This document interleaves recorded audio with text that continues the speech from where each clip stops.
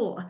So this, well, that's very good. Thank you, Tiffany, for pressing record. I'll start again. So, because we want to make sure we're recording this for everybody. So, welcome everyone to the very first Friends Talks event. Try saying that really fast.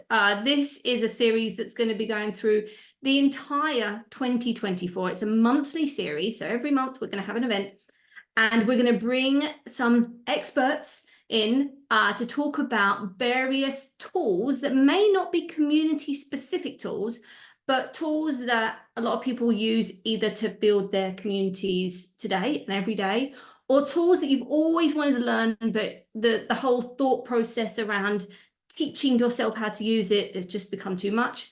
Or you maybe are in an organization where those tools are just not used, but you think it might be a good idea to learn it to help enhance your community, or you just want to learn it for the sake of learning it because we all love learning.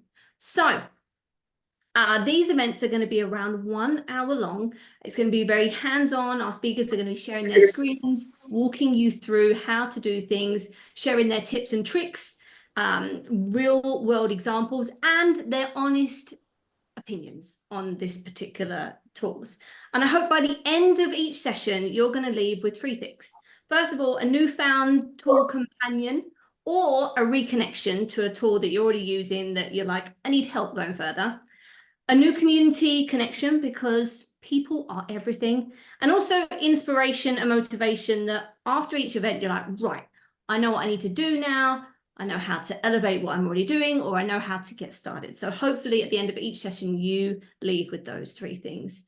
And I encourage you throughout the event to get involved in the chat. If you have questions for our speakers, pop them there. If we have time to go through them, we will. And if not, then we have the Talkbase Friends community where we can continue the conversation after the event, where you can share how you're using all the amazing knowledge that's shared in the events in your day-to-day roles. So without further ado, I am going to get started with our first speaker. And actually, I've forgotten to introduce myself, which is something I always do. And Tiffany says to me, just remember to introduce yourself. I'm Valentina, your host for this series. I'm an event strategist, producer, event manager, anything events is me. And I'll be here with you every single month. But our first speaker is going to be talking all about Asana. Now, I've never used Asana, but I have wanted to learn about it. So I'm really glad we're starting off with this one. It's a work management platform designed to help teams organize, track, and manage their work. So really something we all do on a day-to-day basis. And Joel is here to talk about that. So Joel, how are you today? Doing well, just freezing over here in Chicago, but we're all in one piece, so we're good. Great. Well, I'm not going to take up any more time. I'm going to hand it over to you and for you to share your Asana wisdom with us today. Yeah, so first off, thank you so much for the opportunity to join you all today. I will start actually with a really important thing before we ever get actually into the tool. And it was one of those things that was submitted in advance. So thank you to the person who shared this great point, which is, hey Ruthie, I saw that. Um, that how do you get cross-functional buy-in for a tool like Asana? For everyone who is in a process or in a program to actually adopt and utilize the tool, I just want to say like make it like any other community thing. We'd bring people along for the journey. You have to understand like what they need at that step to be successful, any dependencies that are coming in from themselves or other teams or other people in the project plan. You need to learn like if it's with design, like what are their communication norms and when do they need tickets to be submitted in order to get them completed on time, things like that. Do you know the specs for the graphics, for example, in that scenario of working with creative or design? All those sorts of things. So that's my like biggest tip. Think about it just like any other community program, like listen, ask a billion and one questions, and then build, bring back a V1, get their feedback, iterate again. Um, Kind of like, well, everything in community that we do. So that's my hits and highlights on that point. We'll see more specific things, I think, as we get into today's conversation around how I currently and previously have used Asana for various things. Um, but I just wanted to cover that because I think it's such an incredibly important point. So again, shout out to whoever shared that because thank you. I did not have that on my agenda originally. So you're a genius. Um, Going into today's show and tell part of it, I will be sharing my screen if it goes. Boom. Is it working? Yep. Okay. Yes. Thank you. I needed that like confirmation in my life. Um, so as you can all see, first I'm a board view guy. And I like to build and do things and collaborate in board view, but I love to execute in list view just because then it's all streamlined. Like it's all organized by date. It's super basic. Um, but in terms of board view, I love to build. So right now, this is actually one of like the real views of one of my community consulting clients that I stood up for them to help us manage stuff. And so I've redacted a few things, so that's why you just see an S and a giant rate.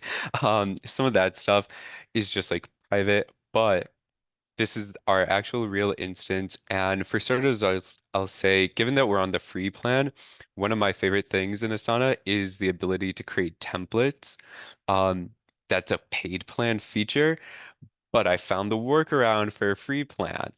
And so the workaround is I created a whole section on the board, this first one called templates. Um, and since I kind of own Asana for us, I'm just like Joel only, no one else touch it. And then I have it in the name that it's a template for whether it's our IRL monthly dinners, um, a member CPD session, or partner lifecycle um, plan that you would then just be able to say, I want to do a dinner. I'm going to go in here, duplicate task. You want to keep the assignees, you want to keep the collaborators, create task. Boom. Just duplicated it and then you would just move it over to the event section. So that's my like hack for templates on the free plan. It's not my favorite. Um, I would much rather prefer the paid plan version, but um, it works, it's effective. So I just wanted to share that with you all in case you're starting off with just Asana for you and or maybe like your small team where you might only need that free plan. Um, that it's a workaround for templates because I feel like a big thing in community is how do we create something and then make it programmatic and add structure so it scales. And I think that something like the templates, whether it's natively in Asana on a higher paid plan or this alternative of a free plan, it allows you to clearly document like all the steps in the process. It allows you to also then figure out like what tweaks you can add things into the descriptions of subtasks. I know here we have some here, for example, like here's the email template we'll do for like a new email for a partner to start off the onboarding process. So we literally have it in the description of the subtask. So it's all like right there. You just go in, you do your work, and that's that. Another paid versus kind of free thing that I would touch on is in paid plans, you can actually group and create like pre-event day of or day before the event, post event set of groupings and activities of tasks. Free plan, you can't do it. So what we did is just have headings essentially in all caps. So you see like onboarding, you'll see activities, you'll see renewal. You'll also see comms here. And this is just our like hits and highlights at a super high level of how we've outlined everything. And just like everything in community too, I would say that it's a work in progress. It's never going to be perfect. It's never going to be set in stone, especially with our partners. Just as this is actually our first year that we're formally onboarding annual paid partners. So yay for doing new things. Um, I'm going to take a breather, pop in the chat, see what's going on in here. Okay. I don't think we have any questions at this time. Yes, we love workarounds. Yes, the pricing is there. Do you use Asana more as a road mapping tool or for specific projects and managing them? Ooh, um, that's interesting, Tiffany. I've never seen anyone use Asana for road mapping, but I would equally say it could be done. I'd probably just imagine setting up a whole new like project and then having the sections instead of it being like types of projects being then like here's all of our ideas in like one section. Oh, sorry. Okay. Um and then another section on the board could be like Q1 priorities from a road mapping perspective, and then you would just like drag them from the ideas section into Q1. Same thing for like Q2, Q3, Q4, etc. If that's the type of road mapping you were talking about, and it, in theory, I guess, if you're doing that, it could be applied to both a product and your community road mapping too. So thank you for making me think a little bit harder today.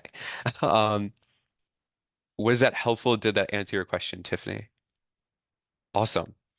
I see in the chat we got another one. Okay. What is something I love and hate about Asana? Ooh, I haven't found anything that I really hate, so that's good. Um, or at least not yet. I'll put it out there as like a TBD. Um, I'll get back to you. Something that I absolutely love, I would say, is how nice their things like different ways in which Asana work together. And what I mean by that is, for example, they have a form solution. So I can create a form for, let's say, like uh, internal stakeholders at the company to fast track applications into the community. And in reality, that was a use case that I did have before in my time. Um, and so every single fast track application that would get submitted internally would go through that form. I had it automatically then set that they would go into a specific section on a board. And then from there, I would get notified in Slack. And then I would just pop in, do my quick review and or approve or rejection, send the note to the person internally about the status of the fast track application that was submitted, and be done. So I just love like the ease of use across the form to the board view personally. As I said, mostly live in board view. I'll occasionally hop into list view, but I personally am not a timeline or a calendar kind of guy. Especially calendars can be overwhelming to me. So I want it just to be a little bit more clear, and I need something more, I'll say like visual. Yes, a calendar is visual, but I also need it more focused. Um, but that's just me. Not everyone. Other people really love calendar views. It's there. Don't worry. It's just not for me. Um, okay. So Andy dropped a question. Having used Asana before, I think it could be used for simple road mapping, but maybe only. I would agree that I think like with Andy's point here in the chat that you can get away with doing basic things on a lot of tools, but once you start getting into like more robust things, that's when you need to go to tool specific and like best in class. For example, there are things like even in Asana's forms, I guess this is something it's not a hate, but I wish that they would evolve and continue to iterate on, is their form. Right now, you can do some things, but it's not as dynamic as I would truly love it to be. It doesn't compete with Typeform, for example, in terms of an overall form experience and how customizable and the flows and everything you can do. So from my perspective, that would be a great area to see some improvement. But then in turn, it works so well. So if you can figure out a way to make something fit it, it works well. But I would agree that you should do basic things in other tools. But if you get to the stage where you need something really robust, highly customizable, etc., stop trying to fit a circle into a square. It's just not gonna go well. Sorry. Um, that is that. Any other questions, comments, concerns so far into the wonderful world of Asana that we are diving into today, everyone? Nope. Okay. I am gonna check. Okay. I touched on this and I'm gonna take a second and reiterate it. If you're a Slack company, connect Asana to Slack. If for nothing else, it'll help you not miss a task. At the absolute worst, you will get too many notifications to keep you on track. Like that is truly the worst thing that will happen in your life. But the best is that you will never miss a task and you will be on point, which we all love and sometimes we all need, at least in my experience. So I would encourage folks to do that. If you're a Teams company, well, I don't know if it integrates. I would assume so, but that's for you to figure out because I probably will never work at a company again that uses Teams. I can't. I'm sorry. So we're just going to move on from that. But that's my Slack. Like you need to have Slack and Asana connected. If you don't, you're just missing out and your life will never be the same after. Okay. Caitlin. Cross-functional management use cases. We have different teams with their own Asana. So, Caitlin, if I'm reading this correctly, it is you have, say, like sales in their own instance of Asana, and marketing in theirs, etc. So, I've never truly encountered, okay, own teams, sorry. Um, well, that's good that you're in at least the same overall instance, so that's good.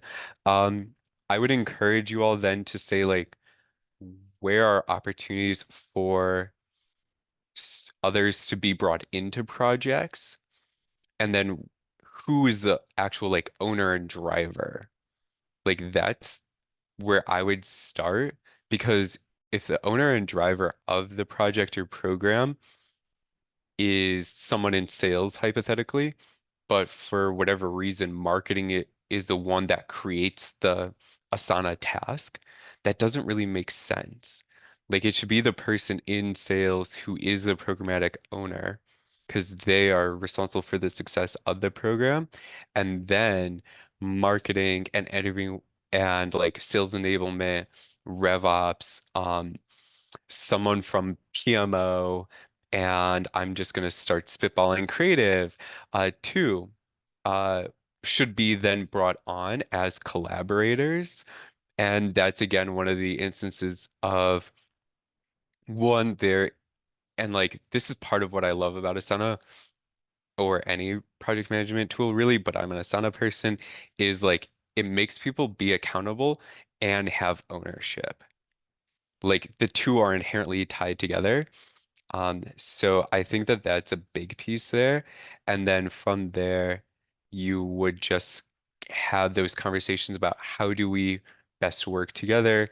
How do we make sure that the template, if it's a recurring task, is set up correctly so everyone who is a user and a stakeholder of this project, um, or type of task as it continues to happen in the future is able to work efficiently and be effective, and everyone knows their exact role or things that they need to complete in order to keep the project moving on time, and what are the expectations around communication, completing your tasks, things like that.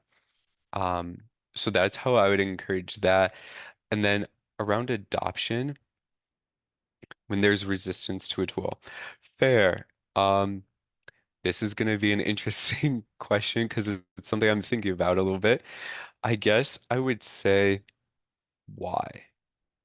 Like, take yourself out as like a fan person and then go like, why? And keep digging down that like pain chain per se, as they would do in sales. If you were doing a discovery call with someone, you would go like, well, okay, that's really interesting that your big objection is like, it doesn't match how I work. Okay. How do you prefer to work?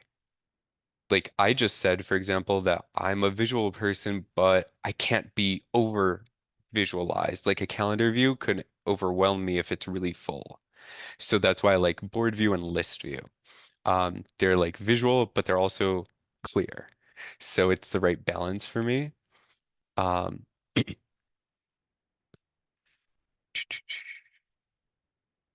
yes, others definitely feel free to chime in too, as Tiffany said, but that would definitely be my approach is definitely just understanding like the why and then unpacking every other why behind it. Okay, so it's not hard for like you just didn't know that you could do this type of view that works best for how you learn. Okay, cool. Then why haven't you used it now that you know? Or like what other questions do you have about how to best set it up or something like that? Then you can share like be more prescriptive per se. Again, in sales, we'd say this, and then you would say like, oh, it's really best practice to integrate it with Slack because then it's already where you communicate and where you work and do so much already in your day that it's not just another tool that you have to go remember to jump into in your day to day. So I would encourage you to do that. Ruthie dropped a question, and Caitlin is upvoting this. Let's see. Why Asana versus any competitors that have similar? Okay. So to me, Asana is like, how do I say this? It's more on the like, they know it's like that simple. Okay. I'm going to start all of that over again. Sorry. I think it's really that idea of like simple luxury almost. Like it's very clean, yet it's robust. It's very user friendly, and it can also be very complex all at the same time. But the beauty of it is like you kind of get what you put into it. If you're only using it for super basic things, sure. In theory, like you can use anyone. Um, I mean, if it's super, super basic, use Google Docs and save yourself all the money. Um, but if you need something that's truly like more cross-functional, more interactive and collaborative, and can also like track who's doing what when, um, any notes or updates to things too in it, I would encourage you to use Asana, based off, yes, I know. Sorry, I'm a simple luxury guy. I don't like the big flashy things. I just want it to work really well. That's why I'm an Apple person. Yeah. Uh, but yes, I would say that. I would also say that for Asana versus others in my experience, I've gravitated not just to Asana from its pure technology perspective and like the platform itself, but also the brand. Like I really like learning from Asana. It's the content, it's their community. Yes, shout out to the Asana community team. They're one of my favorites in the space right now. So keep on doing what you're doing because you're rocking and taking names. Um, but yeah, that would be my answer to it. I know others have other preferences. I just have mine, and that's okay. We can all be friends. Um, can we though? I don't know. That's for another day though. Uh, let's see. That's a very small world, Tiffany. Sorry, and yeah, sorry, Andrew. I don't know what to tell you. You and the ClickUp gang can be in your corner, clinking bottles and doing your thing over there. I just won't be joining. I'll just be watching. So that's good for you all. Yes, Tiffany, there are automations and workflows you can do. Uh, Paid plan, unfortunately, so can't show you, but I've definitely used them. My favorite one, this is going to sound super basic, but it's something that on free plan I haven't figured out how to do yet. So instead of like a task being done and kicked off the board per se, I have to create a done column. Um, and it's just like every task from everywhere else on the board that's been done. So yay, it's cool to see everything that we've completed, but also I'm like, I don't want it on the board. I want a cleaner view. And at least on the automations, I did figure out a way to automatically kick it off the board as soon as it was marked completed. So it just ensured a super clean, crisp view of the board to help me work effectively. But that was something that definitely worked really well for me. Um, so there's that. Trying to think what other things have I used for automations. Yes, you can definitely do automations with Zapier and Asana into like other platforms, so that's really cool. Or Zapier taking and doing things within Asana too. Um, so definitely would encourage you all to check out Andy's session next month. Um, Outside of that, I've touched on boom, boom, boom. Okay, touch on templates. One person had asked this question in advance of today's session, so I do want to address it of like how to build the best or right fit template for the program or project. Outside of what I said earlier of taking people along for the journey, building with them, not for them, kind of very community minded. I would also say is like build something for today, not just for like the future. And what I mean by that is it's really easy to, by Adrian, have a great like experience and be super, super specific. But if it's just you or you and one other person, you don't need to create 80 tasks. Then it can just become overwhelming and too much to do because almost every day, then until the completion of the project, you might have a task to do. So I would think and encourage folks to build the best fit type of program and template for where you are today and then it will evolve just like everything else in community over time. So that's that. Community strategy and plan management. Ooh, okay. Tiffany's asking about the reporting page. Personally, I've never used it, so let's find out what it looks like together.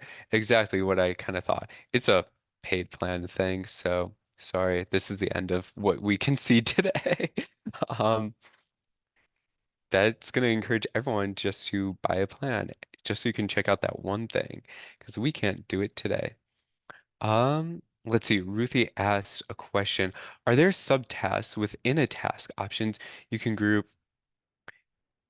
Yes. Yes, yes, yes. So that's what I was describing earlier, Ruthie, where you can have like pre-event as a group, and then you would open up all the specific subtasks within that group. And then you would have day of and day of event specific tasks as another groups have subtasks within that. And then post event, another set of subtasks. Unfortunately, in paid plans, you don't have that type of structural uh like setup available to you. Or if you do, I haven't found it. So now I'll go working and looking for it. Um, but that is possible. But my free workaround has just been creating headers essentially with tasks in all caps. So it's just super clear that we're talking about something different in each section. And yes, Valentina just dropped the reporting section from their help center in the chat so everyone can learn. And we're all caught up in chat. Cool. Going back into things that were planned. Okay. Um, so one of the use cases that someone wanted me to share and talk about today for Asana was around content strategy and planning.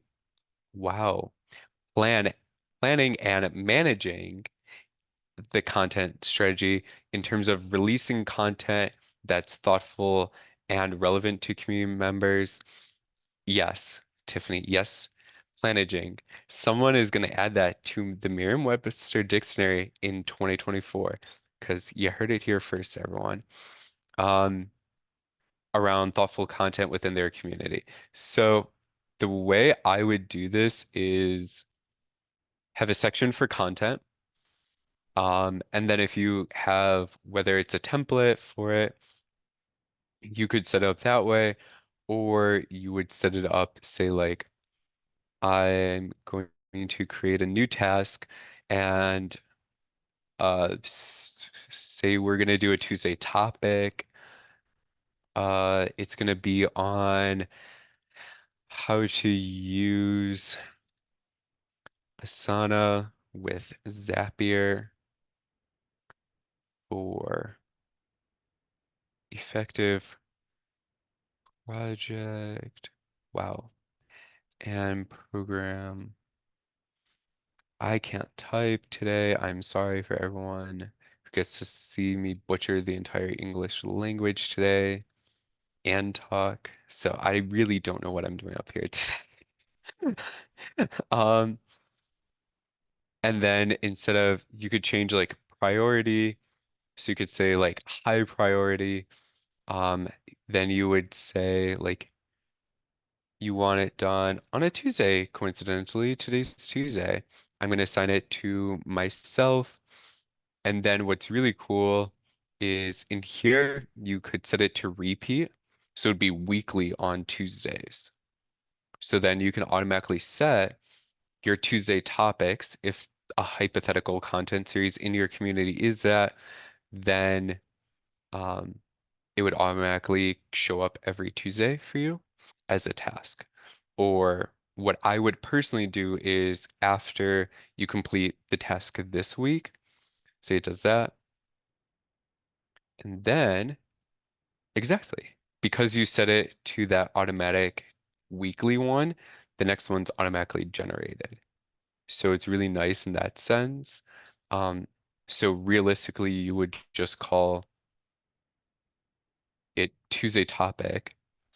And then, oh, we're really on top of our stuff.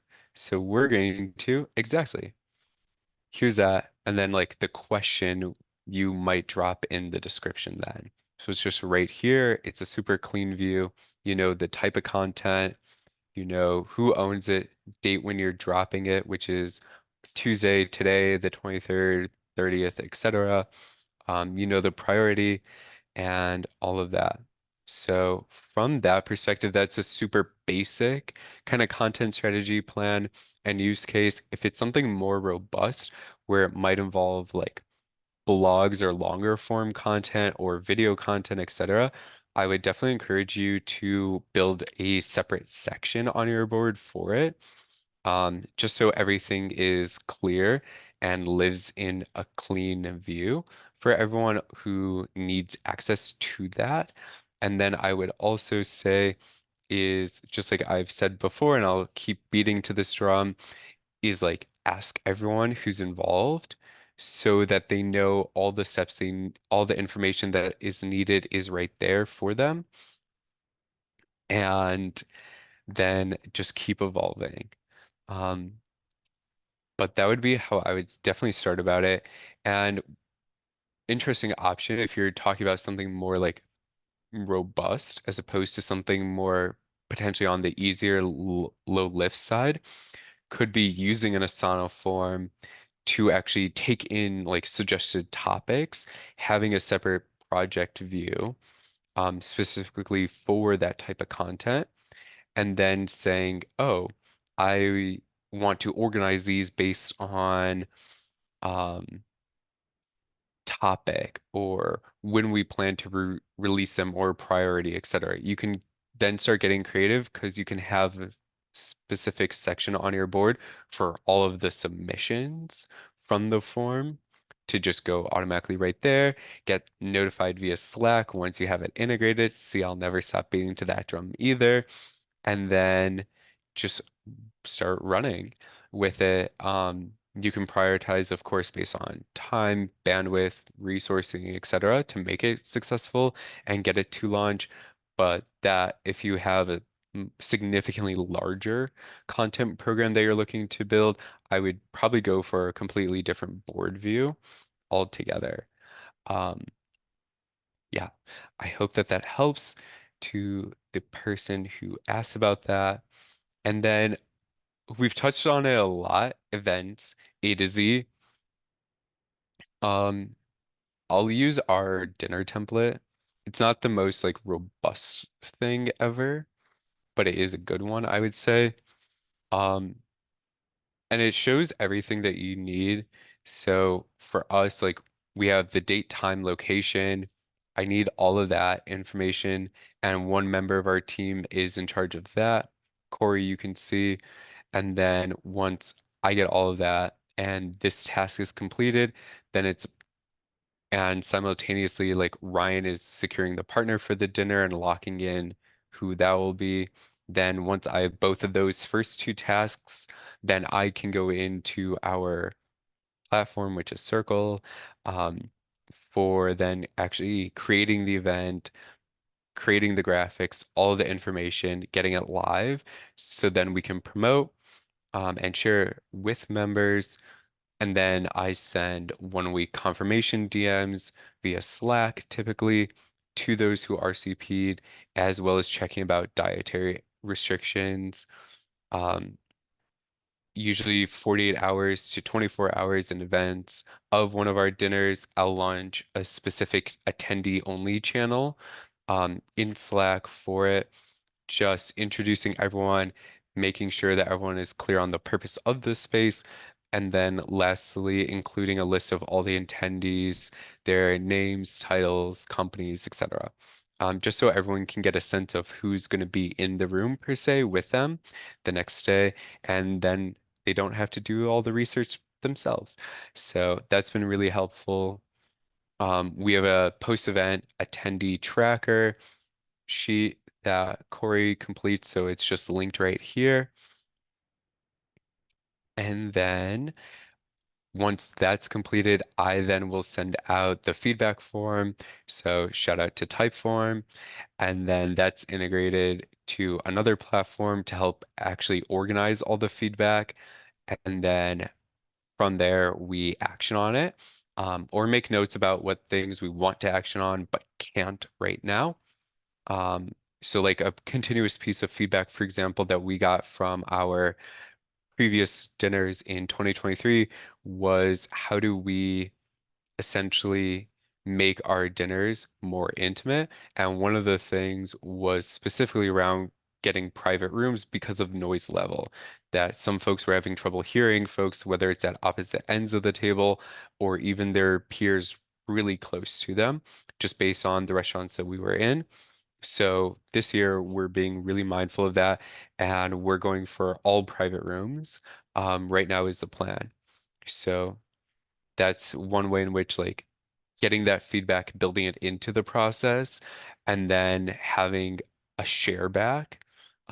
So after about a week or so following the event, I go into the other platform, review all the feedback given, share back the data and the qualitative pieces of feedback that we got, if any, with our team so we can actually action on it, have a discussion on it too.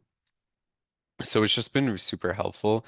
Um, Again, if you're on a paid plan, I would encourage you to like break it up into specific sections around pre-event, day before or day of the event, and then post-event, just so it's a lot more cleaner than a string of tasks.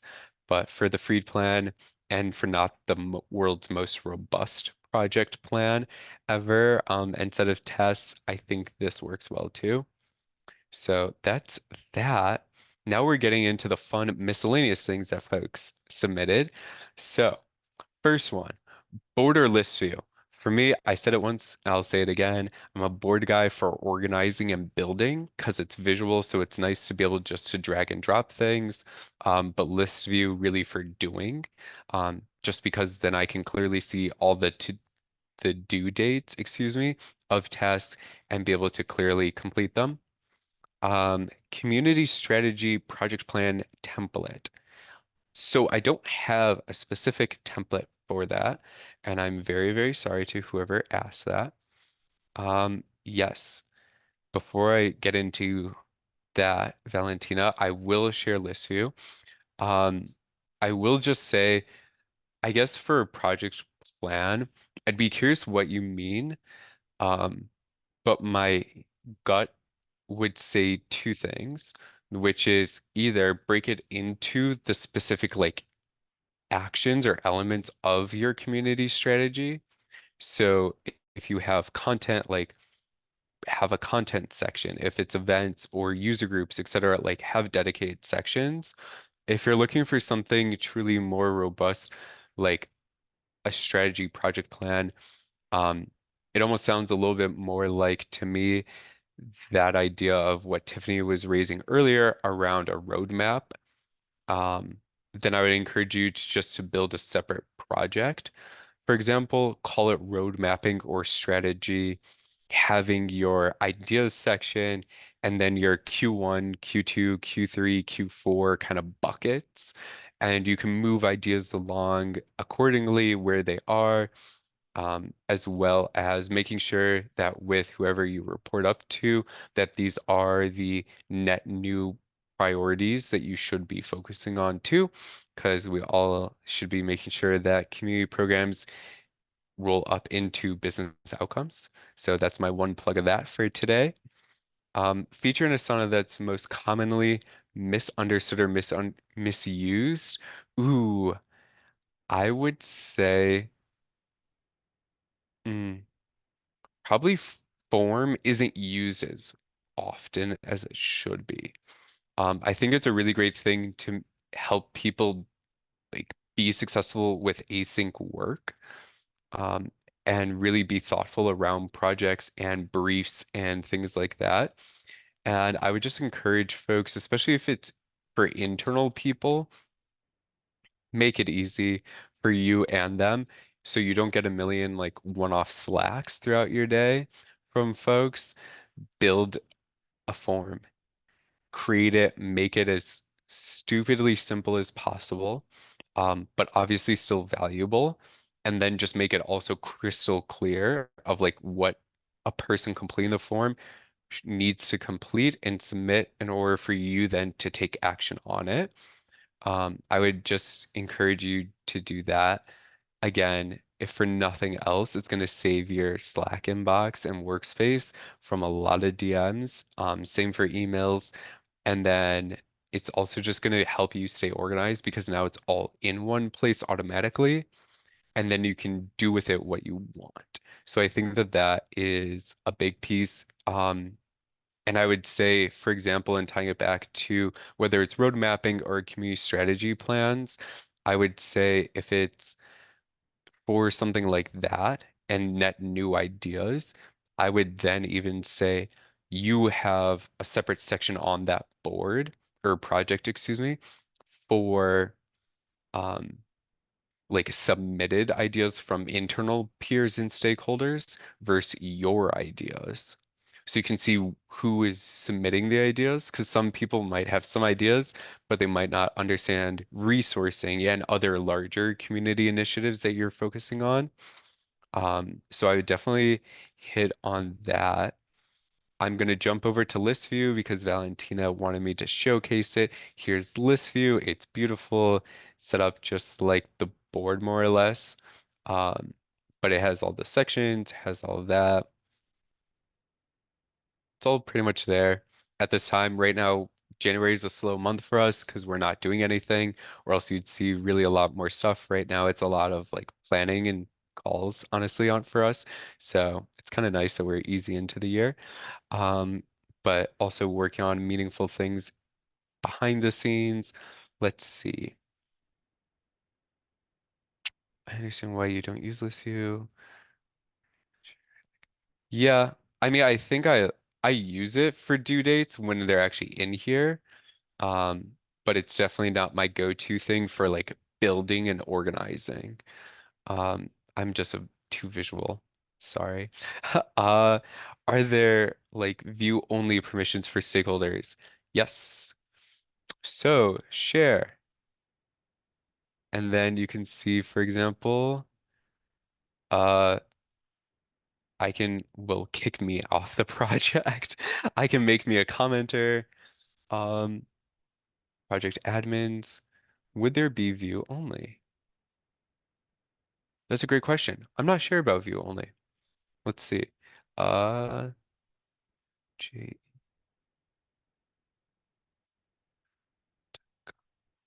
okay, so I'm adding my personal email. I guess what would be the point, even though, of having a view only? I'd be curious about that because I guess they don't have it, or at least maybe not on the free plan. And I guess I can't really imagine why someone would just need to be able to see but not do anything. I think, Uh, for example, if you're working on a really big cross-functional project and you want your, other cross-functional team members to be able to see the project plan, but it's just for information only. They're not like running it and they wouldn't have action items. It's just like if there's, expected deadlines where, something will be promoted, for example, and then they want access to that date, it would be view only. But that being said, I think commenting is really good too without being able to edit the board itself. Because I think that's the thing. It's like you don't want all of the cooks in your kitchen if you're managing the project and if people have the ability to move deadlines around or add tasks or what have you, it gets really messy. And so kind of having a little bit of control over the workspace, I think, is kind of the point. But with commenting, they can still add input, they can still see everything, but they can't change anything. So I think that kind of serves the purpose.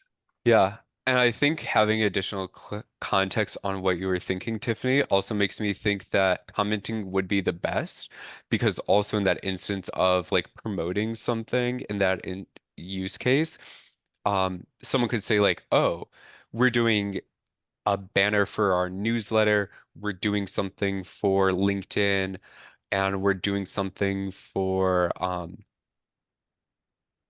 so like Google ad."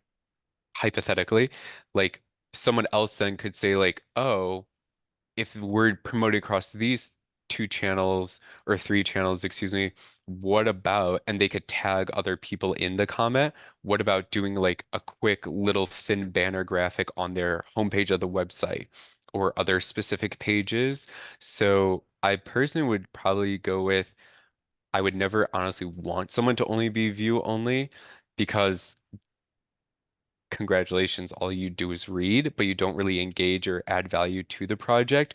But I would love folks to be comment only, just because then, yes, they can't mess per se with the project, but they can add to it and question things along the way. I think that that is really important because you'll learn like the first time you're going through this, okay, maybe we should consider adding banners to our promo plans because we saw an extremely high click rate um, from those who started on our homepage of the website to the banner redirected to wherever we're taking them. So that could be a great learning for future ones for them to incorporate in the project plan moving forward or creating a specific task around it. That'd be how I would think about it, but never probably a view only specifically one. Hey, Joel, it's Kim. Do you mind Hi, if I Kim. share a thought? Yeah, go for it. Yeah, I was thinking about this. I know at Nozomi Networks, and by the way, I invited Amy V to join the call, so she's on here too. What we did with kind of that idea is when we were doing work for a stakeholder, We would add them on the card and invite them to our project, but only give them comment permissions. And they weren't even a member of our team, but we would invite them in to see what all we were doing. And we found it was really helpful because we wanted to give them visibility to everything that we were doing, so that if they ever kind of wondered, well, why is the thing I've asked you to do not finished yet, they could kind of see our entire board and everything that we were working on. So by kind of opening up the board view to stakeholders that were waiting on us for something, I found that it was really helpful to help them understand, look, this is all the work that we're doing, and your item is in there and it's moving across the timeline and it's moving across the workflow. But I don't know, it just kind of helped to share the bigger picture to certain people that were not on our team, but that were waiting on us for something. If that makes any kind of sense. It makes a ton of sense, and I love it because it's very community in the sense of like being transparent with folks, and helping people understand like the reality of everything that you're trying to do and showing them and making it self-serve too. So I love that. I also think that from there, another great like way to do it. And something that's really nice too is because they can see everything, then it automatically also forces other higher level stakeholders at times to have hard conversations around the work and workload and priorities because everyone can see the same thing. Exactly. Um, yep. Absolutely. Yeah. I was going to actually ask you about like, how do you manage your backlog? You know, when more requests come in than you can handle it at a given time. Um, how do you store those requests? Do you have like a backlog, or how do you do that? Yeah, I would say that a great way to do it could be through having a separate project specifically for requests. And then you can kind of categorize it in terms of here's all of the submitted ones, like where they first land on the project. And then you could say this is related to, um, sorry, I'm going to use Talkbase as an example. You could say like analytics requests. You could say, um, events. You could say their activities and tasks. You could say their advocacy, um, one or like area of their platform. So would encourage it to be organized just like that by topic or some formal way of grouping to where all of it makes sense. Because then everyone else can see like the related ones too. Mm-hmm. Um, and I guess I'm going more so for the related ones is more important because sometimes you need to maybe do something in events first in Talkbase's example or analytics that then unlocks real value in another area of the platform. But without doing that, then it's like, congratulations, you have this one thing and it'll permanently be stuck to this other thing. But until you kind of think about the workflow and the value that you're trying to get realized by folks, then you're inherently almost like stuck. So that would be how I would encourage folks to think about it is laying it all out and grouping it and then seeing where things within that group are we getting a lot of requests around a specific thing? Are those requests, excuse me, dependent on other things in other categories, etc. Great. Thank you. You're welcome.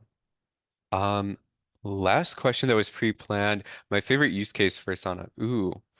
Um, hmm. I don't know. I'll say definitely not the most like big meaningful thing, but something I really enjoyed honestly doing with it was while in a past role doing our fast track applications through it. Um, it was just super fun to build out and iterate on as a process. And with every iteration, I just made it faster and smoother for folks to complete it and make my life easier and get an answer for them and the customer prospect that they were working with, and had a relationship with. So it worked well for everyone because the more I got, the faster my job was. So not a big thing, but I would say an important thing nonetheless. So that was one of my favorite use cases. I have like a minute or so left. So last couple questions. And yes, Tiffany, glad to use Talkbase as the example.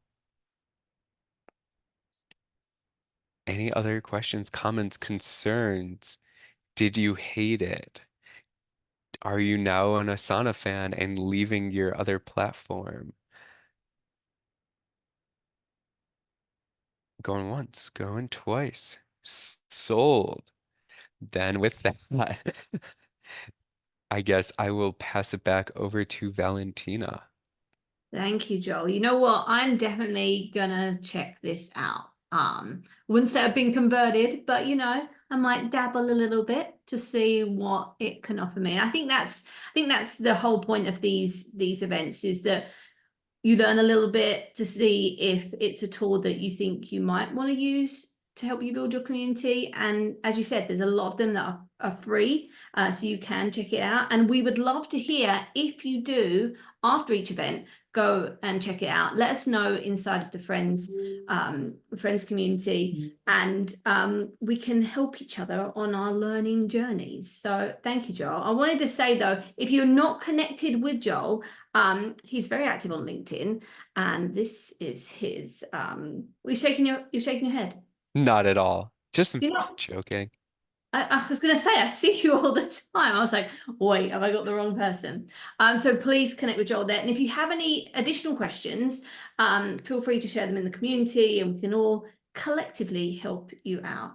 But we are out of time. Thank you so much, Joel. You've shared so many great tidbits, and we loved to see your dashboards in action. But we are going to be moving to our next event next month. I've almost planned out the whole entire year of events. I've been reaching out to people saying we've got a slot in December available, and they're like, December? And I, yeah, we work quick here. So what I'm going to do is I'm going to share the link to all of the events we currently have scheduled for the year. There'll be a few more added, but next month we are going to be delving into Zapier with Andy. So I know we mentioned it a little bit today. Automations, how to basically save time with some of the admin things that we do.